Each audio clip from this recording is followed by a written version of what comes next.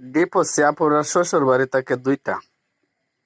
তার মধ্যে একটা হচ্ছে আপনার গার্মেন্টস, আর একটা হচ্ছে নিজের বাপ মা।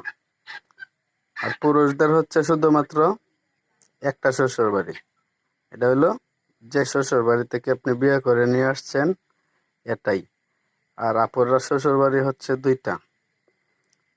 তারা কি করে, স্বামীকে তালাক দিয়ে ডাইরেক্ট গার্মেন্টসে চলে যায়। কারণ তারা যদি বাড়িতে থাকে তাহলে হয়তো ভাইয়ে, ভাই বউয়ে, বাবা মা, তারা প্রতিনিয়তই কুড়া দেওয়ার থাকে। যার কারণে এরা বাড়ি তার বেশি দিন টিকে না।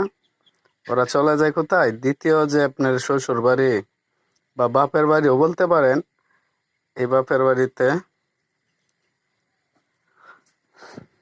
চলে যায়।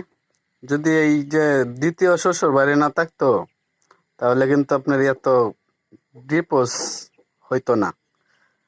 যদি এরকম হইতো যে ডিপ মানে ডিপোজের যদি আইডি কার্ডের মতো থাকতো, যারা ডিপোজ নিয়ে গেছে তাদেরকে চাকরি দেওয়া হবে না, আমি মনে করি হয়তো বা এত ডিপোজের হার আর বাড়তো না।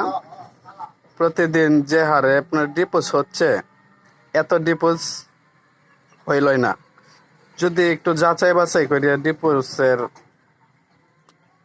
যারা চাকরি দিতেছে, ডিপোজে যদি আইডি কার্ডের মতো একটা কার্ড করানো হইতো তাহলে হয়তো বা এত কোনো চাকরি ওরা পাইতো না, এত ডিপোজ হইতো না। যে হারে ডিপোজ হচ্ছে, আগামী কয়েক বছরে মনে করেন যে উন্মুক্ত, মানে যে যাকে ব্যবহার করার ইচ্ছা, যাকে যার পছন্দ হয় তারে সেই ছুঁইতে পারবে, ধরতে পারবে, করতে পারবে, কোনো সমস্যা নাই।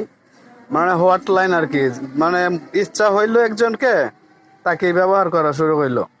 4-5 দিন থাকলো বা 1 ঘন্টার পরে তাকে চাইরা দেব। যার যার রুচি অনুযায়ী সে তারে মন মতো করে লইতে পারবে, বুঝছেন? এটা হচ্ছে আমাদের, যদি গার্মেন্টসের ক্ষেত্রে এরকম জিনিসটা না হইতো তাহলে এত ডিপোসার হইতো না। তো আমি চাই যারা আপুরা চলে গেছে স্বামীকে, সন্তানদেরকে পালাইয়া, ওরা দ্বিতীয় শ্বশুর বাড়িতে সুখে থাকুক, ভালো থাকুক। তারা গেছে একটু সুখের জন্য।